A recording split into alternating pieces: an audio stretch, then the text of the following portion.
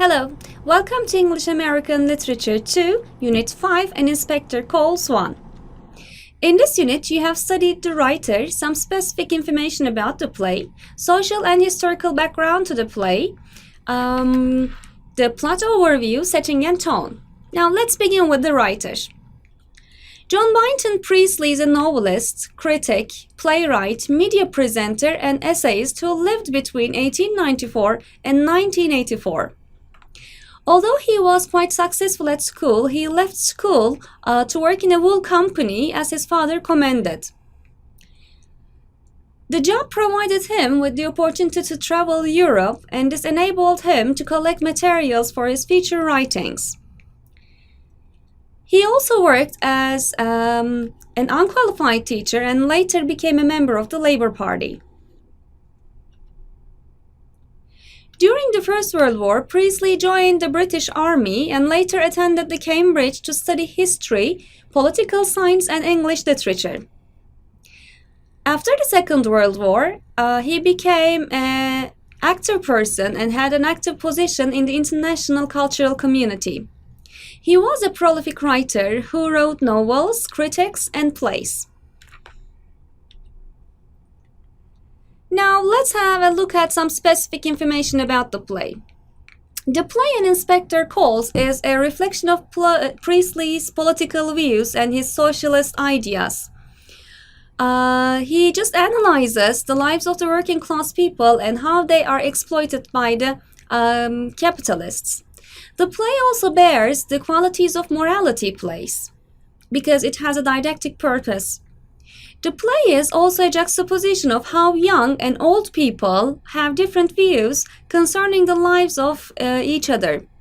Moreover, Inspector Gould's inspection reveals the personalities of the characters, and it also gives a moral lesson at the end of the play through the character Eva Smith, who represents the working class. When we look at the dramatic devices, which are very significant in reinforcing this juxtaposition, we just see that the stage directions are very significant. At the beginning of the play, the stage directions help us understand that the Burlings are a very rich family. The lighting also helps us to understand the mood of the play. Moreover, the doorbell signals a change in the play. When we look at the performance of the play was first performed in Moscow in 1945, and since then it has been performed for many times. Later in 1954, the play was made into a movie. Now let's have a look at the social and historical background of the play. There are so many events that set the social and historical background of the play. These are the sailing of the Titanic, the beginning of unrest in Russia, the emergence of Russia as a world power, the rise of socialism, the outbreak of the First World War, the suffragette movement, the strike of coal miners and the other workers, increasing power of trade unions, and we should also not forget the sailing of the Titanic. Now let's have a look at the plot overview. In a spring evening in 1912, the Burling family is happily celebrating their daughter Sheila's engagement with Gerald Croft. Mr. Burling is giving a long speech about his political views but is interrupted by the doorbell. The guest is an inspector called Gould who interrogates each inhabitant of the house about the death of a girl named Eva Smith. During the investigation, we not only learn about Eva Smith, but also the other characters, and we just learn how they encountered Eva Smith and what kind of relationships they had with Eva Smith. It is revealed that each character, one way or another, contributed to the suicide of Eva.